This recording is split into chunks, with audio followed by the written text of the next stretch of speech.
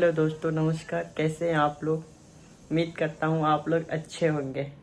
देखिए, कहते हैं जब तक आज मैं बात करूँगा ना कि क्या होती है एक बैचलर लाइफ।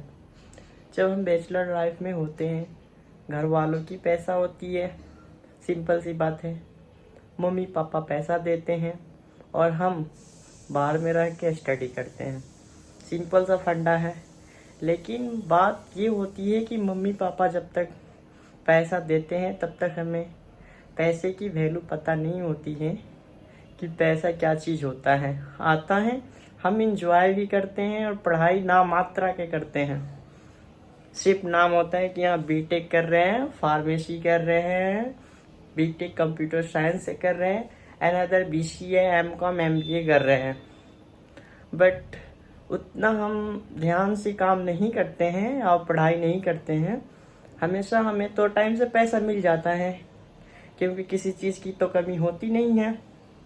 लेकिन जब मुझे पता चला, जब मैंने पढ़ाई करके और जॉब भी किया, तो मुझे मालूम पड़ा कि भैया पैसे 1 रुपये कमाना बहुत मुश्किल है।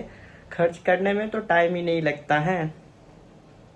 मैंने यहाँ से बैचलर ऑफ पब्लिक एडमिनिस्ट्रेटिव से ग्रेजुएशन किया, RIT institute hospitality and management से। और जब मुझे प्लेसमेंट मिला तो ड्यूटी जब मैं गया, ज्वाइन किया ड्यूटी, ऐसा लगता है यार 15,000 कमा रहा हूँ, 20,000 कमा रहा हूँ, 8 घंटे टाइम दे रहा हूँ। इतना मेहनत तो पढ़ाई में कर लिया होता तो आज पता नहीं कहाँ होता, है कि नहीं। लेकिन उस टाइम पे समझ में नहीं आता है। मैं अपनी बात नहीं कर रहा हूँ, बहुत सारे स्टूडेंट हैं जिन्हें समझ में नहीं आता उस टाइम पे कि करना क्या है। सोचते हैं कि हम कुछ कर लेंगे, आगे कुछ कर लेंगे, लेकिन अगर सोचते रहेंगे तो कुछ नहीं होगा। जैसे मेरे साथ हुआ है, मैंने पढ़ाई कर रहा था, पढ़ाई करते करते मेरा प्लेसमेंट हो गया। फिर मैं जॉब कर रहा हूँ अकाउंटेंट का। उसमें क्या होता है, 10 बजे से जाता हूँ, 6:30 बजे रूम पे आओ, फिर खाना बनाओ, खाओ, खाना खाकर फिर टेंशन रहती है कि कल काम करना है। एक दिमाग पे ऐसे ही टेंशन रहती है। उसके बाद से जब आप कमाने लगते हो तो जो मम्मी पापा तुम्हें इन्वेस्ट किए हैं वो तो मांगेंगे ही, जाहिर सी बात है। जब कोई तुम पे पैसा खर्च करता है तो भाई मांगेगा ही ना कि हाँ भाई मैंने तुम पे 10 लाख रुपए खर्च कर दिया, तुम रिजल्ट क्या दे रहे हो। वैसे ही मेरे साथ हुआ। मैं अब जॉब भी कर रहा हूँ, आगे और हाई लेवल की तैयारी कर रहा हूँ क्योंकि 20-25 हज़ार में तो कुछ होने वाला है नहीं। और वो ड्यूटी करने से मुझे तो लगता नहीं है कि मैं कुछ कर पाऊँगा। मैं सोच रहा हूँ, देखो मैं डिप्लोमा इन साइबर सिक्योरिटी से भी, मुझे साइबर सिक्योरिटी और हर चीज़ का नॉलेज है।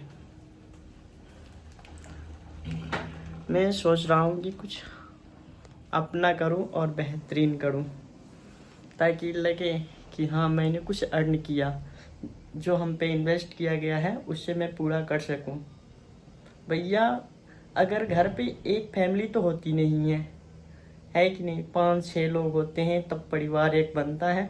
उसमें जब मम्मी पापा जब तुम्हें दिए हैं तो कुछ सोचे नहीं कि हाँ जितना लगा उतना खर्च किए, तुम्हें दिए कि भैया लो पढ़ाई करो, तुम्हारी उम्र है पढ़ने की, कुछ नया चीज़ें सीखो। और हम उसके बदले क्या दे रहे हैं उन्हें, वो तो होप लगा रखे हैं ना कि हाँ मैं अपने बेटा को MBA करा रहा हूँ, HR बनेगा, उसकी प्लेसमेंट हाई लेवल की होगी, पैसे कमाएगा, फैशन में रहेगा, ऑफिस में जाएगा। वो कहीं से भी पैसा तुम्हें ला कर दे रहे हों, मजदूरी कर रहे हों या किसी में खेतों में काम कर रहे हों, बाजार कर रहे हों, सब्जी बेच रहे हों, चाहे रोडों पर ठेली लगा रहे हों, पर अपने बेटे को तो पढ़ा रहे हैं। जब हम कोई व्यवसाय भी करते हैं उसमें जो इन्वेस्टमेंट करते हैं तो हम कुछ सोच के ही तो करते हैं कि हाँ चलो मैं 5 लाख इन्वेस्ट करूँगा, मुझे 10 लाख का बेनिफिट होगा, 8 लाख का बेनिफिट होगा, है कि नहीं। उसी तरह से हम बच्चे हैं, जो हमारे माता पिता हम पे खर्च करते हैं, वो भी सोचते हैं कि जब हम ना कमाएंगे तो हमारा बेटा हमारा हेल्प करेगा, है कि नहीं। वैसे ही करना पड़ेगा यार, क्या करना है, लेकिन जब करना बहुत मुश्किल है यार। हमें तो अब लगता है पढ़ाई कर लेना ही बेहतर था। अगर सही बताओ ना, 8 क्लास से लेकर 11-12 तक अच्छी से कोई स्टडी कर लेना, गवर्नमेंट जॉब तो पक्की है। मुझे नहीं लगता है ऐसा कि हम मैंने गलती किया है मानता हूँ, पर उतना कमज़ोर भी नहीं था। हर चीज़ में अव्वल रहा हूँ, पर आज प्राइवेट सेक्टर में हूँ और आज पता चलता है मुझे समय क्या चीज़ होता है। जो समय हमने खो दिया है अब वो दोबारा वापस लौट के तो नहीं आ सकता है ना। अब जो प्रेजेंट में है उसे हमें खोना नहीं है, हमें कुछ करके दिखाना है, कुछ करना है। आज के लिए नहीं, कल के लिए करना है। और ऐसी ज़िंदगी कटनी नहीं चाहिए कि हाँ खाओ पियो, Ram Ram tata bye bye, ऐसे नहीं, कुछ करके जाओ, लोग याद रखें। आप लोगों ने नाम सुना होगा ना, सबसे बड़े भारत के उद्योगपति रतन टाटा जी, जिनके निधन होने पर पूरी दुनिया बहुत उदास रही, क्योंकि वो लोगों को काफ़ी हेल्प करते थे। बहुत ही हेल्पफुल आदमी थे, जो लोगों के लिए, जानवरों से उनकी काफ़ी ज़्यादा लगाव थी। वो अनमैरिड थे, लेकिन उन्होंने देश के लिए इतनी सारी उद्योग धंधे, आज भी आप टाटा की पाइप सुनते होंगे ना, नंबर 1 पे आती है। हर कोई चाहता है टाटा की पाइप दो, क्यों? क्योंकि उसकी क्वालिटी है। उसी तरह अपने में अंदर एक क्वालिटी बनाओ। ये नहीं कि हाँ खाए पिए चल दिए, ऐसे नहीं यार।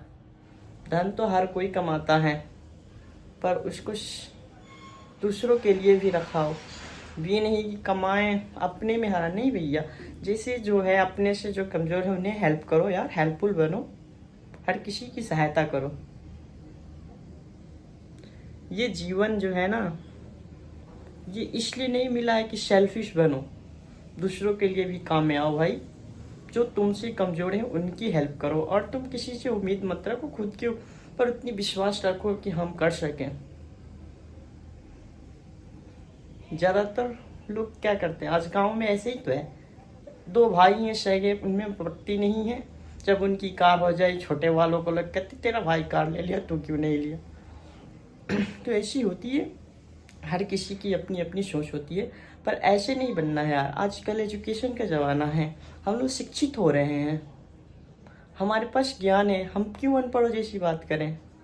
हमें हर किसी से मिलकर रहनी चाहिए, तथा जब ऐसी समय हो, विपरीत परिस्थिति हो, उसमें हर किसी का सहायता बनना चाहिए, हेल्प करना चाहिए।